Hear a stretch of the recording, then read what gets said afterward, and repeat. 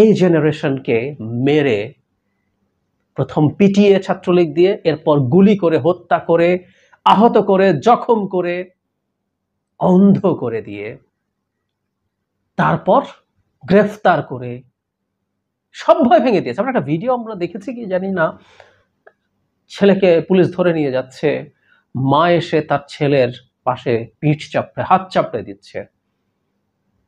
মায়ের গর্বটা দেখেছি। এইরকম ছেলের জন্ম দিয়েছেন। ইয়াস, সেই রকম মা তো। মায়েরা এখন ছেলেদেরকে ছেড়ে দেবে, যা বাবা তোরা আন্দোলন কর।